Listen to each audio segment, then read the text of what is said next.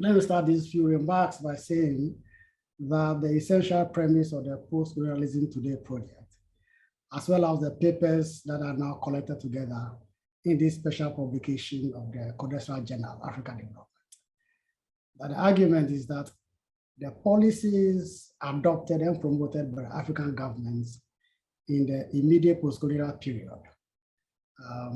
that is until the 1980s when they were abandoned by the structural adjustment policies of deregulation and liberalization, that those policies are of critical relevance and positive insights to the challenges that African countries face today. And in fact, those challenges will benefit immensely by recapturing those insights and reformatting them for our times. Now, this premise and argument is fully elaborated in the introductory chapter that prefaces the collection of papers. And in these remarks, I'll try and elaborate the main elements of that argument. There are essentially three broad aspects of the argument. The first is that those post-independence policies did actually achieve better outcomes for Africa's people and African countries. Better outcomes in terms of economic development, domestic accumulation, domestic capacity building, better outcomes in terms of social policy and social provisioning and social recovery by people, better outcomes in terms of the overall sense of social cohesion and national development and national pride, and better outcomes above all for the sense of African people that they are in control of their destiny, charting their way to chart their path in the global world at that time. Now, the second one is that those policies themselves, in addition to the better outcomes, were pursued in response to the specific and peculiar challenges that Africa's leaders and people found themselves facing after independence. So they were in response to challenges that people felt they had to respond to. And whatever the ideological formulation that people came with it, they were in response to practical challenges, not simply ideological pursuits. And the final one is that this is a time when these policies were being pursued by a people who, as a result of the struggle for independence, were together, shared a national purpose, a national mission, a certain collective agency. No matter the disagreement between leaders and people, the disagreement between different forms of leaders, they had a common agenda to reshape Africa's place in the world. I think that these three elements make those policies that were pursued then quite interesting, especially when we compare it to today. Now, it bears pointing though that this return to the immediate post-colonial period and these policies is not simply a love of history. It is more importantly because we are today confronting challenges and crises in Africa. And in terms of crisis, it's important, as they say, to have to find out, as they say, if you don't know where the rain beats you, you don't know where you start getting dry. As Archibald put this in the Igbo proverb. It's important to return to that. And we are return to that, we have to remind ourselves a bit more, if you don't mind, of where we are really. So let me just take a few minutes to make broad strokes what we are facing.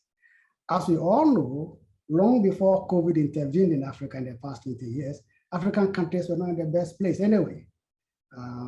Almost 40 years of neoliberal policies had developed a situation where African countries were still relying on good commodity prices for income and revenue for their development.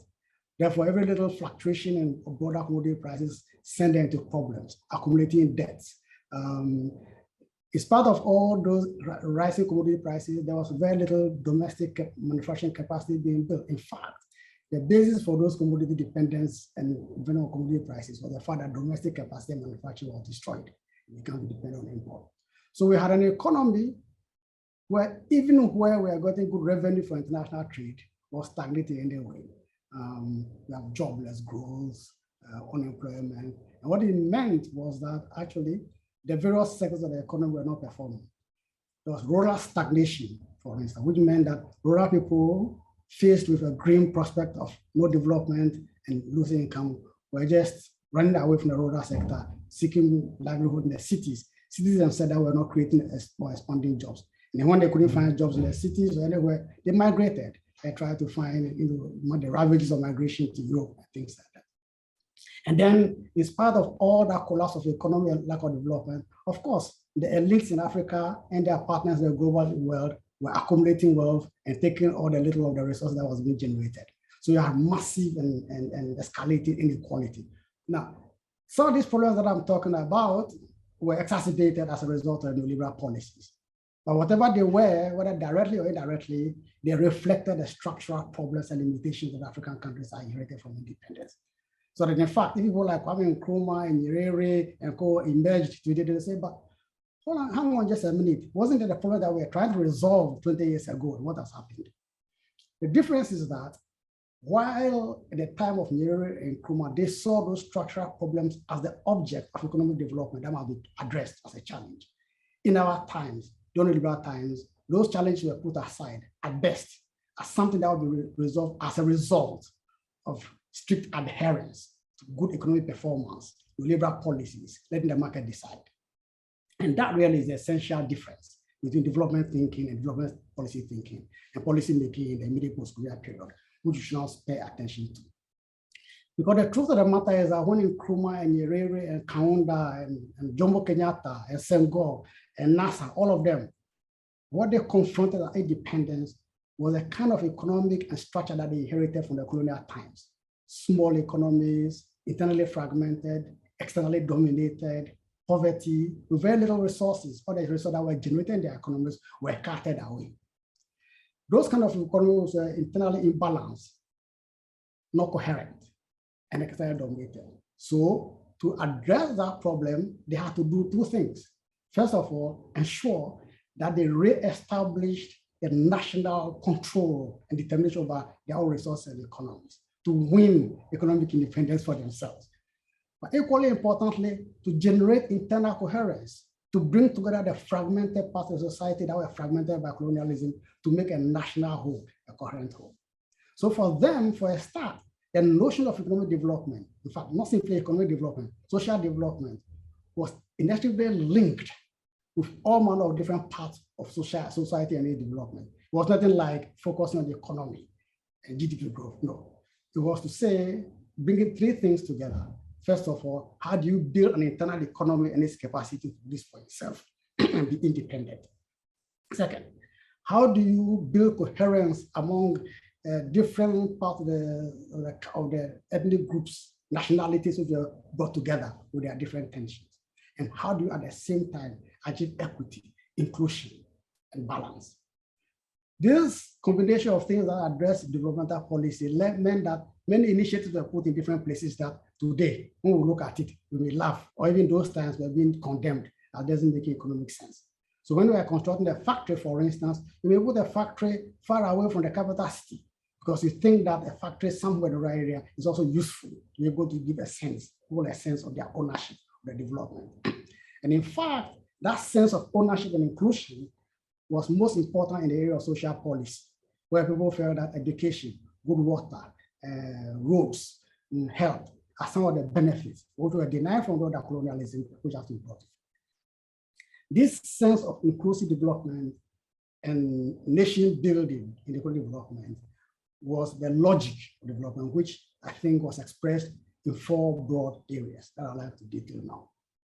The first of these was the insistence on investment in the rural economy, investment in agricultural modernization, and economic diversification. And this makes sense. So African countries then, and even now, the majority of the people made their home and livelihoods in agriculture, in the rural economy. And therefore, if you are going to try and generate domestic resources to improve people, you have to improve agriculture, which is the majority economy, but also more importantly, which was the means of livelihood for the majority of people there. Of course, contrary to what you may hear, that many African countries in those things abandoned or ignored the rural sector. Actually, they were very, very clear and paid attention to it. Nyerere made a whole philosophy of Ojama about it. Other people many things about it. Kwame Nkrumah, for instance, took it forward in his Africa Development Plan, which is in one of our studies, which I've elaborated, which shows a certain need of relationship between what happens in the rural sector, what happens in the rest of the sector. So to do that, to invest in the rural economy and improve its modernization as a contribution to diversification, they pursue a number of policies. In the economic area, for instance, there were input subsidies that were given to rural farmers, extension services, price stabilization mechanisms, etc., etc. But not simply in the economic sector. There's rural infrastructure, things that were important for rural people to live together, post offices that were posted in rural remote towns. But more importantly, also the question of the well-being of rural people, health especially. And they took a totalistic view of this idea of health for rural people.